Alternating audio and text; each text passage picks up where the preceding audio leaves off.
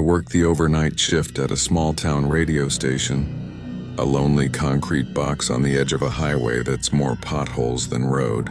Most nights are nothing but dead air and a stale pot of coffee, the faint hum of the transmitter keeping me company like a tired heartbeat. Tonight is different. Something is wrong. It starts at 1:03 a.m. The studio phone rings. Not the digital line we actually use. The heavy old rotary phone mounted on the wall. It's been disconnected for years, yet it rings once. Just one shrill metallic note that slices straight through my headphones.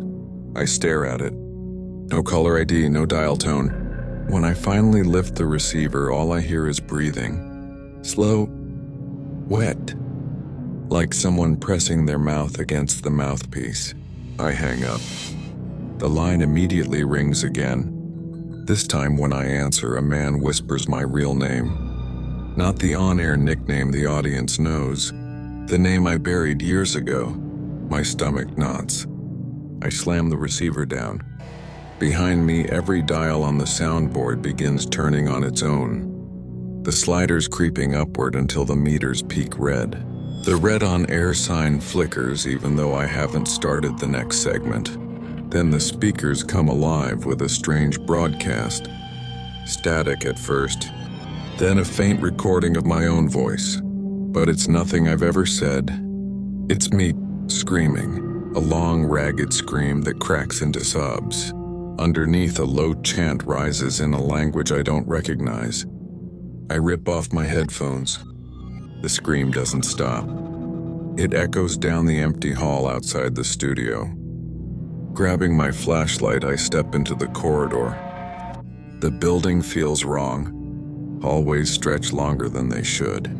Doors that once led to broom closets now open into black voids. Rooms with no floor, no walls, just endless dark. The screaming multiplies, bouncing between the walls until it sounds like 100 versions of me, all howling at once. I run for the exit. The front door, my only way out, is chained shut from the inside. The padlock is old, rusted, and dripping with water that smells like iron. Behind me, the studio speakers cut to silence. Then a deep, distorted voice slides through the intercom. Your final show begins now. Every light in the building snaps off.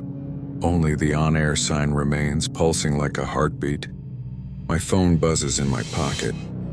The screen shows a live video feed of me, standing exactly where I am. But the feed is 5 seconds ahead of real time. On the screen, I watch myself turn around. Before I can react, a cold hand clamps down on my shoulder.